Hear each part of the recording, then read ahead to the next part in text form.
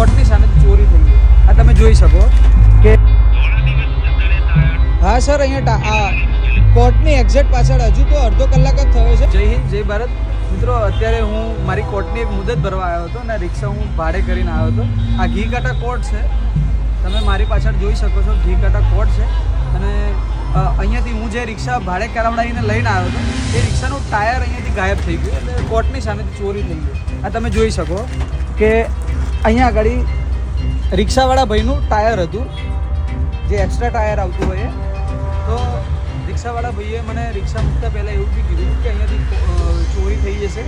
અહીંયાથી ક્યારેક રિક્ષા બી ચોરી થઈ જતી હોય છે અને ટાયરો બી ચોરી થઈ જતી હોય.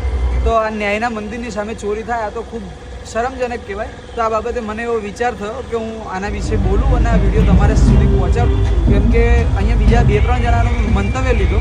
એ લોકોનું કહેવું એવું છે કે અહીંયાથી અવારનવાર ટાયરો ચોરી થઈ જતા હોય છે.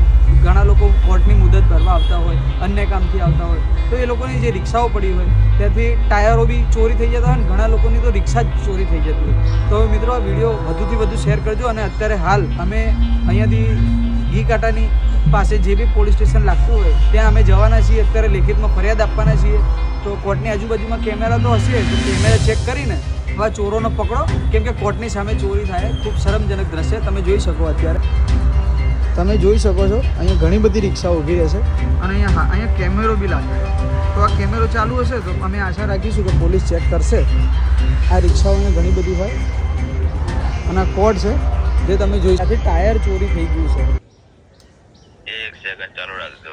હા, ઘીકાટા કોર્ટ. હા, ઘીકાટા કોર્ટની એક્ઝેક્ટ પાછળ ચાલુ રાખજો. હા હા. શું નામ છે તમારું? મિલન સોલંકી. મિલન? હા, મિલન સોલંકી. થોડા દિવસ જતા રહે ટાયર? હા સર, અહીંયા મૂકેલા કોર્ટની એક્ઝેક્ટ પાછળ હજુ તો અડધો કલાક જ થયો છે. થઈ ગયું ને. આજુબાજુમાં મેં અત્યારે શું બધાના અભિપ્રાય લીધો ને તો એ લોકોનું કહેવું એવું છે કે અહીંયાથી ક્યારેક રિક્ષા બી જતી રહે અને ટાયરો બી જતી રહે. તો શું અહીંયા સીસીટીવી લાગે છે એટલે મેં જાગૃત નાગરિક તરીકે એકવાર ફોન કર્યો. મેં કીધું પોલીસ ફરિયાદ ઘણા લોકો નહીં કરતા હોય એટલે હું આજે પોલીસ ફરિયાદ કરું. સમજો, ઘીકાટા કોર્ટની પાછળ, બરાબર ને? હા, ઘીકાટા કોર્ટની પાછળ.